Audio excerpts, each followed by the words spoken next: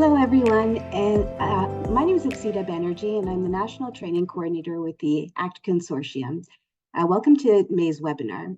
Today's webinar is entitled Developing Prediction Models for Stroke Risk and Recovery, and is presented by Dr. Jodi Edwards, the lead of one of our clinical trials training platforms, StrokeCog.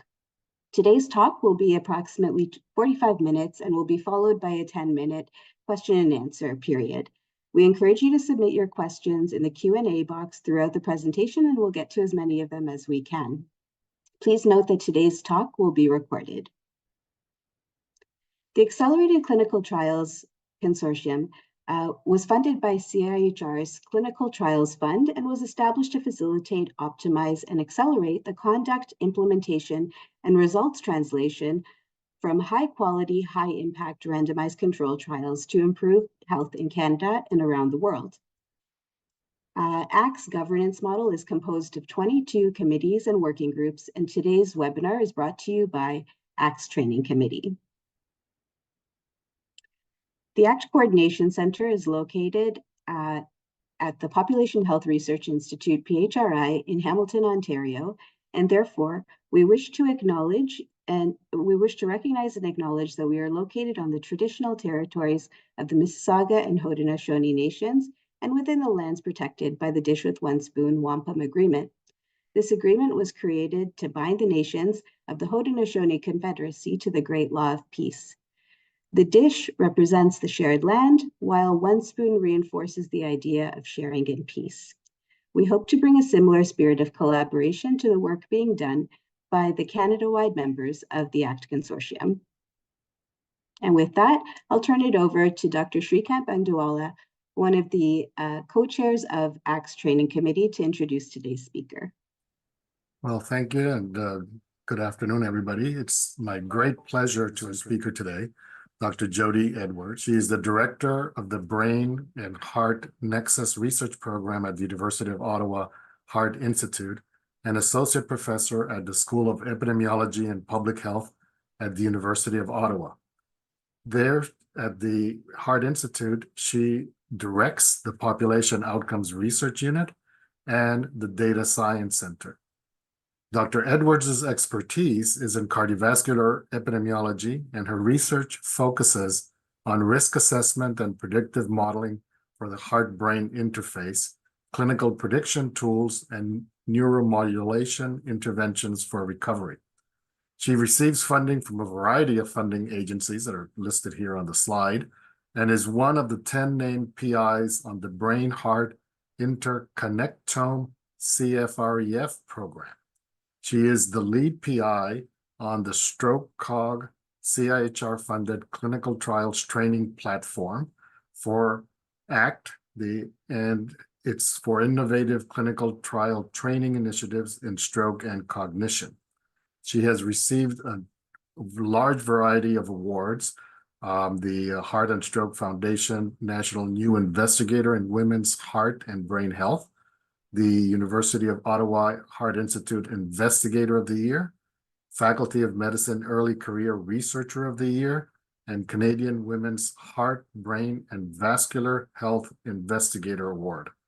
Dr. Edwards publishes extensively in leading clinical journals and has received national media attention for her work. It's my great pleasure to introduce her today, talking about developing prediction models for stroke risk and recovery. Okay, so today I'll be talking a little bit about the development of a prediction model for stroke risk and recovery, and kind of where the literature is at on this, and some kind of pitfalls and best practices that people might want to employ if they're going to approach this type of methodology. I'd like to acknowledge ACT, of course, for the invitation, and CIHR for the funding for StrokeCog and the ACT Consortium as well. And another ACT affiliated network that I am involved with as co-PI is the CanSTEM network, and it's another stroke network for interventional device applications. Okay, so the learning objectives today is we're going to talk through a little bit of the methods, kind of ongoing development of and innovation around methods for the development and validation of prediction models. I'm going to kind of contextualize this within the stroke literature, particularly pertaining to trying to predict stroke risk and recovery outcomes.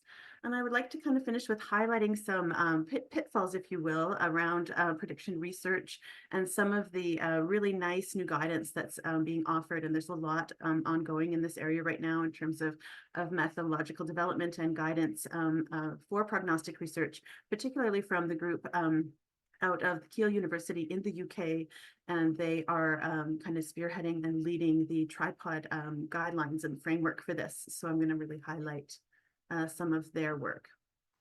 So prognosis, much of what we really kind of evaluate or critique in the literature and what we see in the literature is etiologic research, trying to find associations between some exposure and some outcome.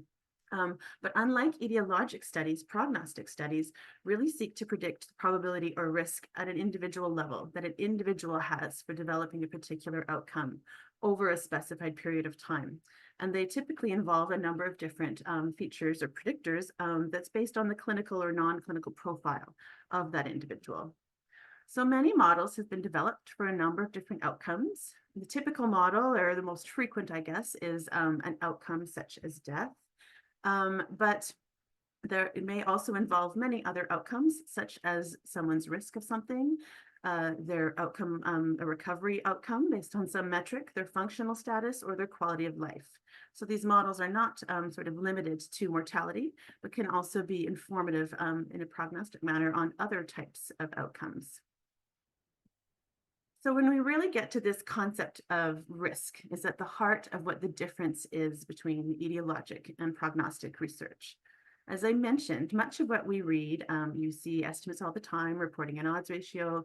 That's the association, the probability of some sort of outcome, a risk ratio, or the hazards of some kind of outcome. But when we're examining relative risk and we estimate the relative risk, this actually has no real direct implication for prognostication. So if we take this illustrative example here of these two different subpopulations, there's an exposed group and an unexposed group here. Both have 60 members, but you can see that the case development, the case within each of the groups is slightly different. So in the exposed group, 3 individuals developed the outcome, whereas in the unexposed group, 2 did. So when we think about relative risk in this case, we come up with an estimation of 1.67% increased relative risk of having the outcome in the exposed versus unexposed group. And this results in an absolute risk difference of 2%.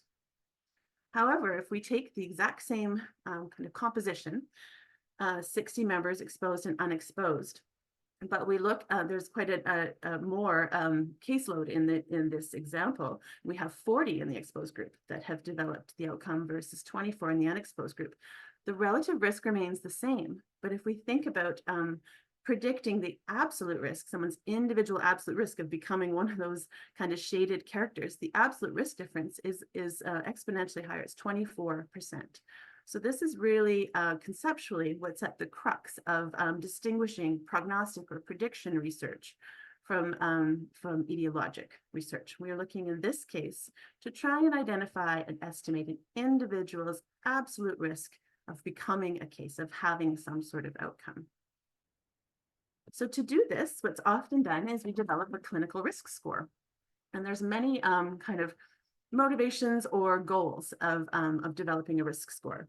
You might develop it just to simply assess risk. You might have a specific application that you want to triage a patient to a different intervention based on this risk score, or refer them along a different pathway. It might inform therapeutic decision-making, or there might be a really system-level practical application to a risk score that allows for the allocation of differential resources. So there's lots of different goals, and so the development of the prediction score really depends on what the specific goal is of developing this model. So some examples of this for risk assessment. In the stroke world, a very commonly used risk score is the CHADS-VASc score. And this is a score that's used for therapeutic decision-making. That's the goal of that score. in the context of detected atrial fibrillation and secondary stroke risk. Some other scores available from different kind of disease burdens are patient selection scores, such as one for tamoxifen for breast cancer prevention. And there's also other ones like performance indicator scores. The CRIB score is an example of this. It compares NICU mortality between institutions. So really, when you're thinking about embarking on kind of conducting prognostic research and the development of a clinical risk prediction model or score, you really have to understand the underlying goal of what you want this score to do and what impact you want it to have on decision making. So there's a little bit of nihilism in the literature regarding these scores. As you can see, this con argument is that most clinical risk scores are useless. And there really is there are a lot of risk scores that they get developed and published and released out into the world and never really have uptake. So I think this is a little bit of a kind of a pervasive issue. And so we want to talk today about some of the risk scores that are out there and what you can do if you're doing this type of research to ensure that your risk score is meaningful and actually has use in the clinical setting. So how do we evaluate risk? Sort of more broad cardiovascular risk is still, according to the CCS guidelines in Canada, really uses Framingham as the 10-year risk score for cardiovascular disease in Canada. The American system has moved away from Framingham, and they recommend, their recommendations are for this pooled risk estimator, which acknowledges some of the limitations of Framingham.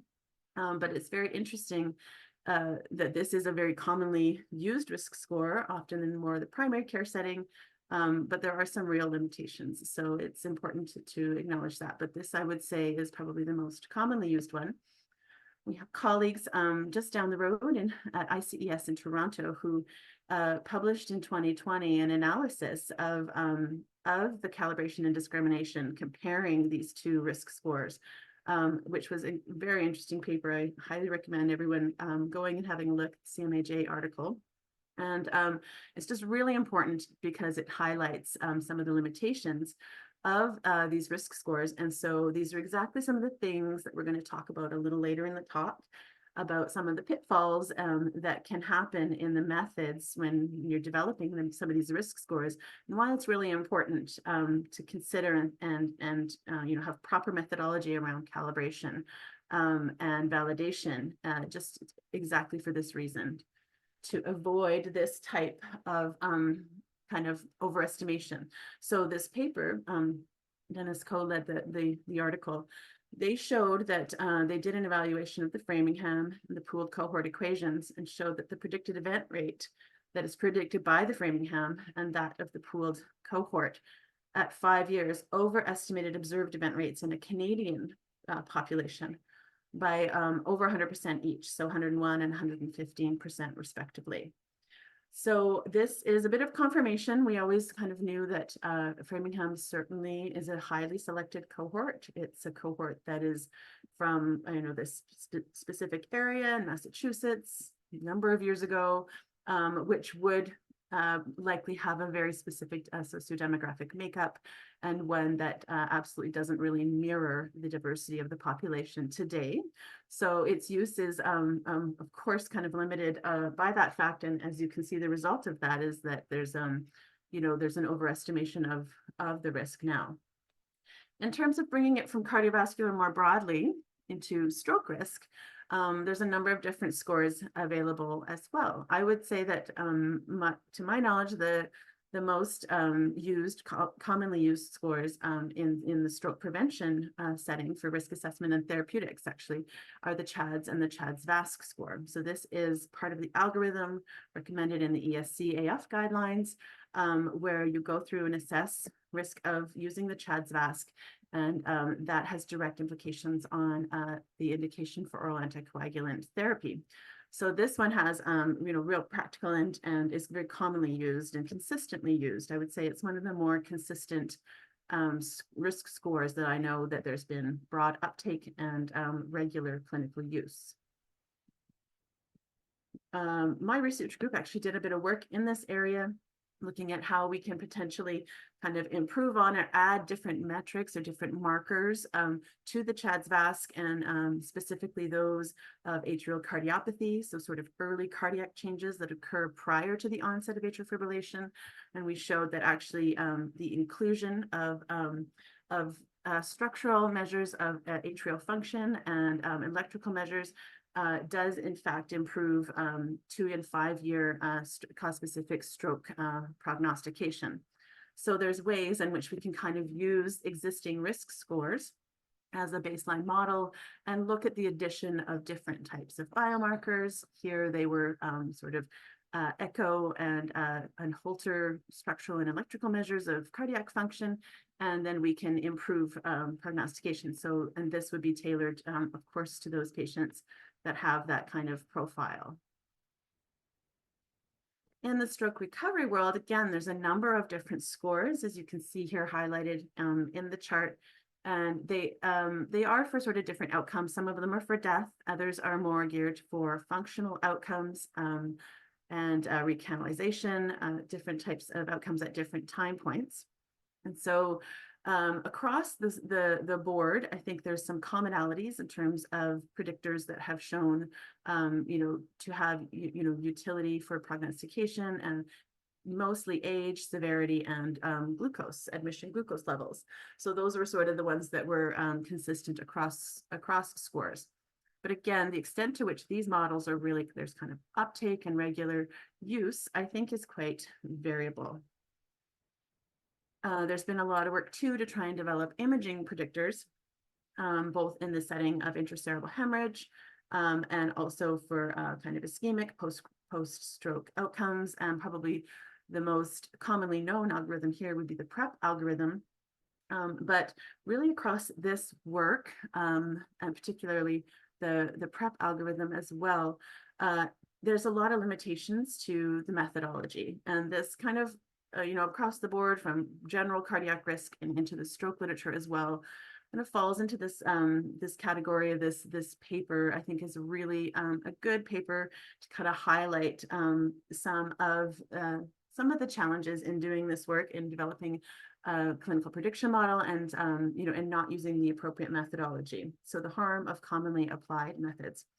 Some of the limitations that they highlight are that there's very heterogeneous methodology, and often kind of a lack of appropriate methodology for prediction, because there are a specific set of methods that need to be used when trying to assess that individual absolute risk, and calibrating, and really getting a good, a finely calibrated model that's not overfit, that kind of distinguish the set of methods from other types of just multivariate analyses. So that some of the challenges are handling of missing data, a low number of events, insufficient follow-up. I think one of the pervasive ones I see is an infrequent use of internal validation, or just an incorrect approach to how to validate, and an underreporting across the board too of important performance measures. So we're going to talk through some of the kind of the methods that are involved, and some of the pitfalls that we can try and avoid if we're doing this type of research. So to conduct and build a clinical prediction model, there's 3 distinct phases. The first one is to undertake some studies on the development of the model. This is the most kind of involved phase. It involves, as mentioned, looking kind of fit and developing a multivariable prognostic model, identifying what are the important predictors. That is, a blend of art and science, I think, really relying on the clinical literature and established predictors, but also sometimes, as was shown in the paper from my research team, trying to evaluate the relative utility, prognostic utility of new predictors as well, new markers, or biomarkers that want to be tested against sort of the baseline risk estimator. Assigning relative weights to these predictors. And the really critical one, I think, is estimating the predictive performance through calibration and discrimination. And I'm going to talk through a little kind of working example of the fact that many papers that I see kind of stop at that discrimination phase and reported area under the curve and kind of call it a day and classify it as prediction, when really true and fully developed prediction models require additional steps and more than just discrimination. So I think that's a really important, if there's kind of one message I want to convey today to everyone, it's that one. So we'll talk through that in detail. Evaluating the optimism of the data and the fit using internal validation techniques, and then adjusting if you do have, a model that's kind of overfit. So these are all really important steps and within the development phase. And then once it's been developed and internally validated, then there's another whole set of validation studies that are external validation, that's then applying that model and testing its predictive performance in a new set, a similar cohort, but a new set of patients. And then that really, shows the clinical application of your model. And then there's the third phase, which is very rarely done. I rarely see studies in this regard, but it's an impact study. So it's, again, after your model has been validated and kind of released out into the literature, and then assessing the uptake of it and the impact, whether use of this model really did improve decision-making or patient outcomes. So it's the evaluative component afterwards. And again, that's not done nearly as much as it should. And this there's this whole series of papers on all of these phases and steps, and they're excellent. They're really an accessible read, and it's from Carl Moons and his group in the BMJ. And it's a bit of an older resource now, but they really did provide the foundation for this work. And then, as mentioned, they're part of that that kind of tripod team that has continued development in this area and have a ton of resources. I'm going to give you the website later, but it's called prognosisresearch.com. They have all of their information on there, and even new guidelines that came out 2 weeks ago that compare clinical prediction modeling methods, biostatistical methods with AI methods. And so they really are kind of at the kind of innovative front of this development in methods. Okay.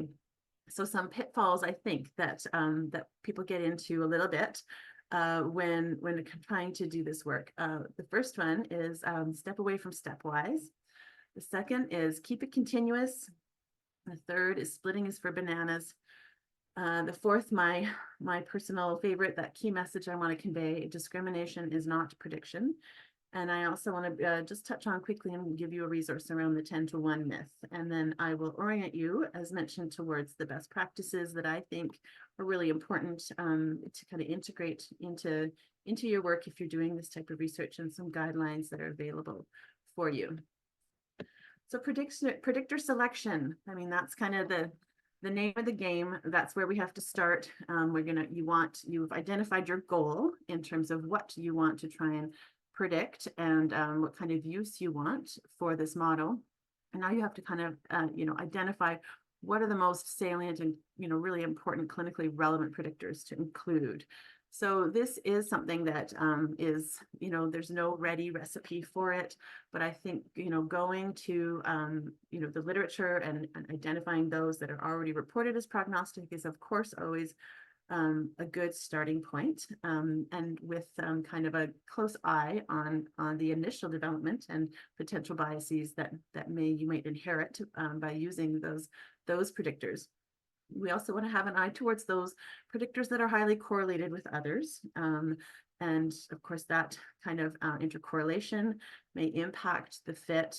There are penalization methods that are available to kind of apply in that setting if you really feel like you can't get rid of one of those predictors, but it's trying to find that balance between the really key, important, clinically relevant predictors and some that may have a lot of intercorrelation.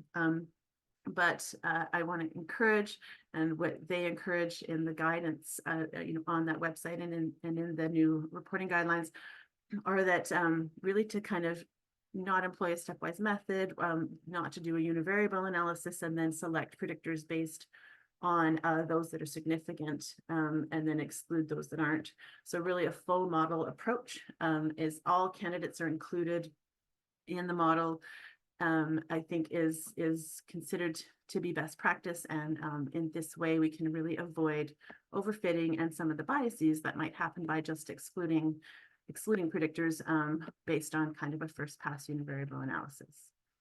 So we want to step away from stepwise, and this is a nice article that kind of goes through some of these points. And this was also kind of a blog post from Frank Harrell that outlines the problems with stepwise methods. And Frank Harrell, I think, is for me, one of the kind of go-to experts in this area. And many things statistical. He's the one that developed Harrell's C index. So he really is kind of one of the authoritative voices on this, and I find his guidance very clear to understand as well. So they talk through how if you use a stepwise approach, you really are going to kind of bias your R-squared estimates, and the F statistic does not then retain the distribution that you think that it does. And standard errors can be impacted, and the confidence intervals become too narrow.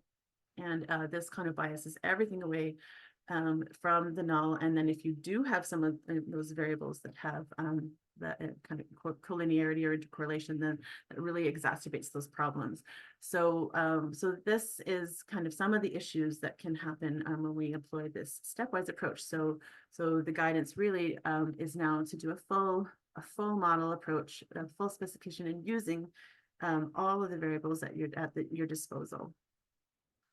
Keep it continuous. I mean, this is just good advice if you're doing prognostic modeling or not. I think this one is pretty intuitive to most, but for sure, when you're looking at entering predictors into your prognostic model, we want to try and keep as many things continuous as possible to retain all of our predictive power, and dichotomizing as least as possible. And I get this question almost every time I have this talk and talk about keeping things continuous, and how clinicians really want some sort of cutoff, and but you can still build your model with continuous predictors. And then I guess it's controversial whether or not you want to employ some sort of cutoff at the end to kind of for clinical application. But absolutely, from a statistical perspective, we want to think a lot about keeping things continuous. And then also there's a note in here about data quality and handling, and of course missingness is the thorn in everyone's side, regardless again of what type of research you're doing. But just like in etiologic research, you can really employ some imputation methods to try and minimize those biases that might be inherent related to missingness, and retain that predictive power. And this also applies in this absolute risk setting as well. All right, splitting is for bananas. It's a little bit tongue-in-cheek, but I think that this practice kind of evolved a little bit maybe from the machine learning world, really a data-driven kind of approach of taking a distribution and splitting it into a training and a derivation set, and developing the model using that first kind of training set, and then doing the validation, using the derivation set, and then doing the validation on the second part. But the challenge of this, and this is outlined nicely in this paper by Steyerberg, is that it really does give overly optimistic results, because you are using, the same data set to, and you're just splitting it in two to derive your model and then validate it. So of course, those things are very similar. And also you're kind of, again, an impact on your power, because you're not employing the full probability distribution in the development of your model. So that precision in your estimate is reduced, because you only have partial data set. So there are a lot of new methods that again are highlighted in the guidance that on using the entire data set, the full distribution, and using cross-validation techniques or bootstrapping to assess the performance, rather than splitting the data and doing it kind of in that training derivation manner. All right, my favorite pitfall, the area under the curve and C index. So discrimination is not predictive. So I see this all the time, and I guess it's probably my kind of favorite thing to highlight, because I just think it's so pervasive in the literature. I see people kind of frame this and talk about this in this way. They report a C statistic or an area under the curve, And they say our model has predictive accuracy of whatever percent. And it's not a non-trivial semantic distinction. So both the area under the curve and the C-index, they're estimates of model discrimination, not prediction. So they're the probability that the model will correctly discriminate which two individuals with different outcomes actually have, the disease or the outcome of choice. So it's a classification problem. It's a binary choice. And the challenge is that because the area under the curve represents the likelihood, as I said, this binary classification, that one individual will have a higher predicted value than another, regardless of the goodness of fit, what can happen is that you can have a model that has very strong discrimination, but has terrible calibration. So this is illustrated in this kind of this little figure here that shows a pre-existing prediction model. And the A panel, this first panel, looks at the discrimination. So it's a fit of the area under the curve, and it's quite a nice fit. But then when we run sort of a number of different metrics around calibration and predicted risk, you can see that the calibration is really quite poor.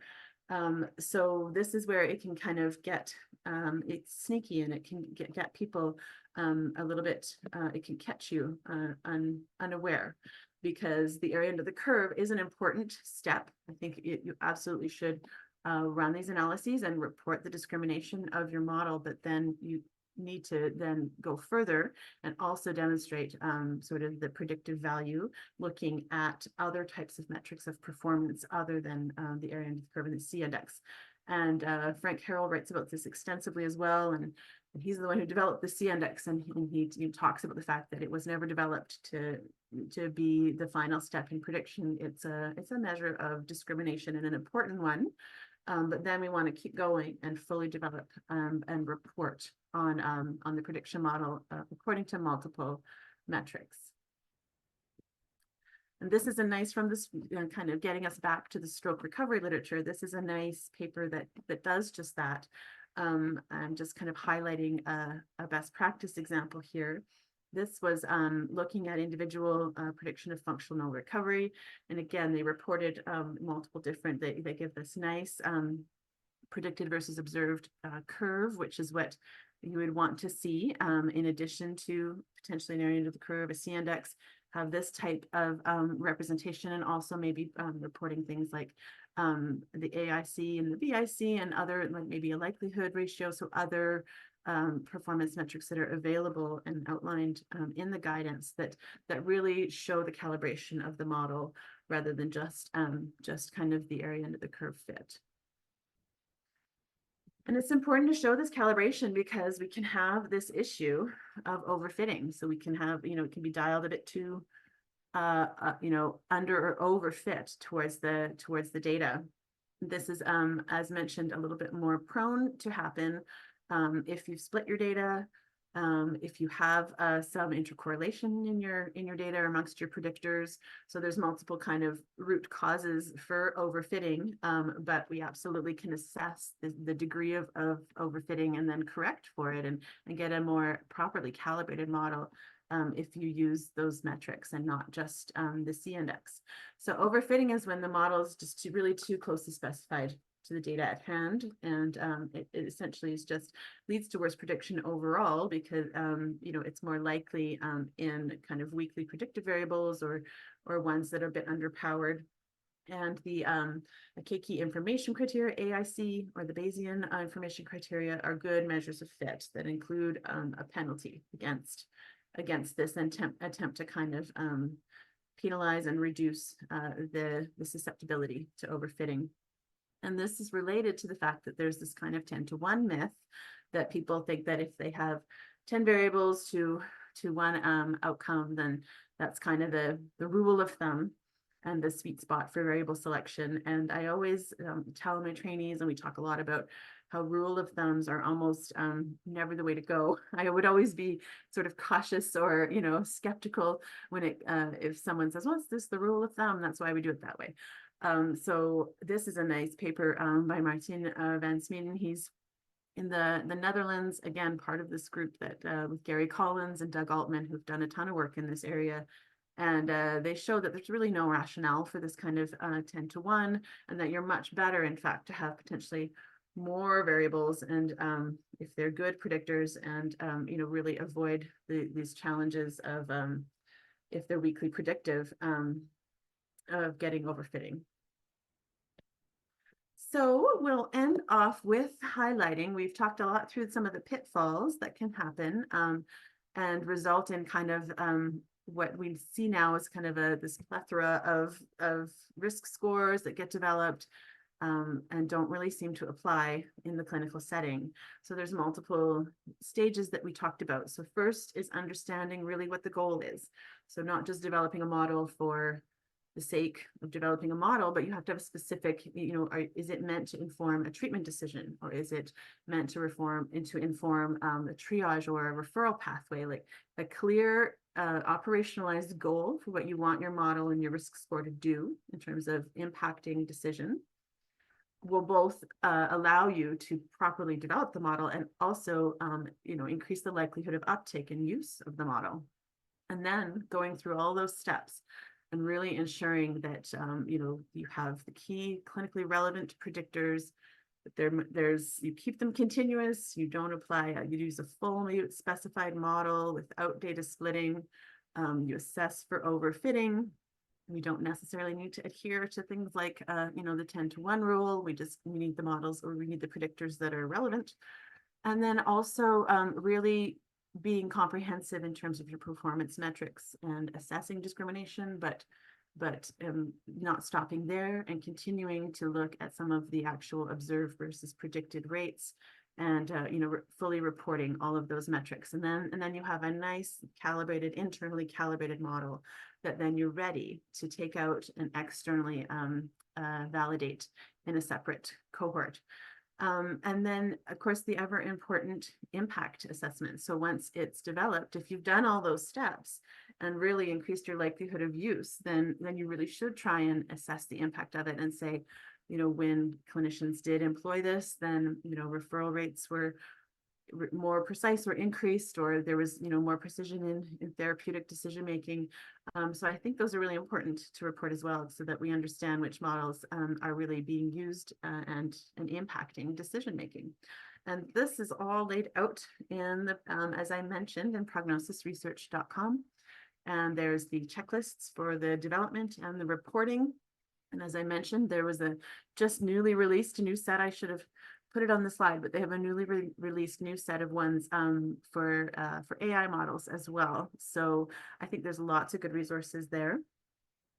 So the key messages are that prognostic research really involves a special set of methods that go beyond simply kind of estimating relative risk.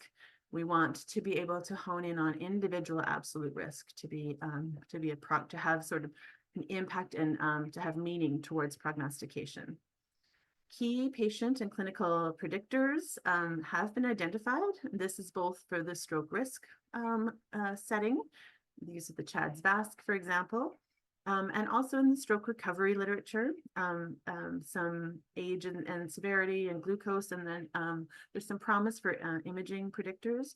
But again, as I mentioned, a lot of this literature is a little bit prone to some of the limitations that we talked through in terms of using robust methodology. So I think more studies are needed to really identify key imaging and other predictors, because there's quite a bit of heterogeneity at the moment.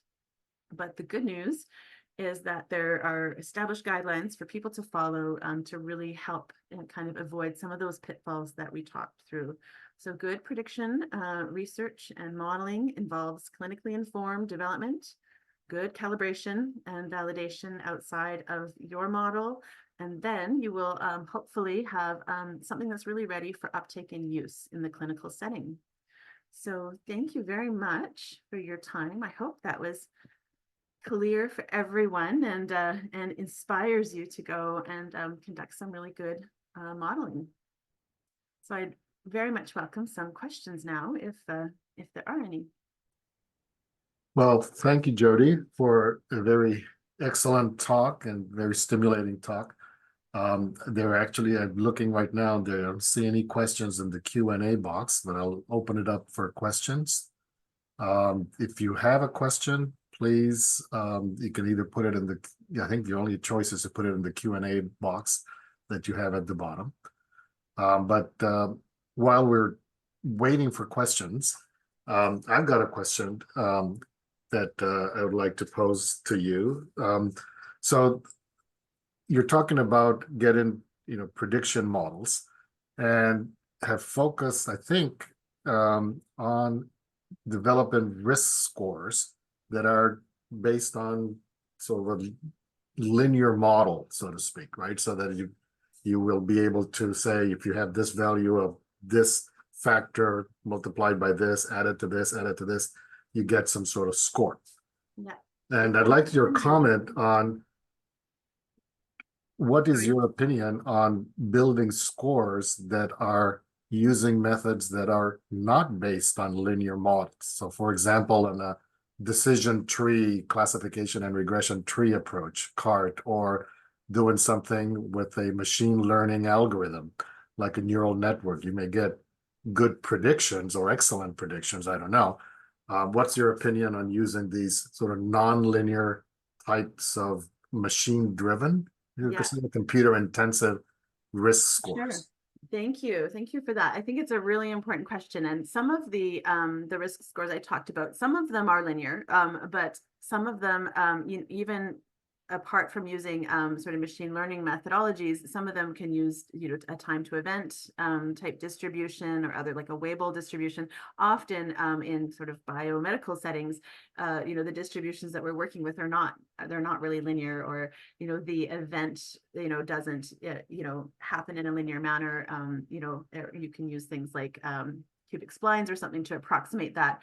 But I think that there's a lot of promise in using some of the machine learning classification methods, but I think that they're a little bit subject as well to some of those pitfalls that we highlighted. Just really ensuring that we go beyond just classification, and I think that there is a distinction, for actual prediction versus just classifying amongst a known population with a known set of outcomes is different than, thinking about the profile of clinical and distribution of clinical and non-clinical factors that then prognosticate something in the future. So I think that those methods are exciting and have a lot of potential because they can address some of those challenges, like you say, of the small data sets and the high dimensionality. And then, that kind of gives us, more capability. But I think we still need to be cognizant of some of those interpretive pitfalls. Yeah, so I think, I agree with you that they may be good predictors, but then they may not necessarily be as useful to the persons that are going to be using it, right? Yeah. So it's a risk. So we have two questions right now, and I'll go in the order of receiving them. Question one is, if you find during discrimination that your model is under or overfit, how can you go about correcting it? How do you know where the problem is and how to correct it? Yeah. So the first thing I would do is try to look at the predictors that you included and look for maybe some collinearity or some of those root causes, as I mentioned, of things that cause overfitting.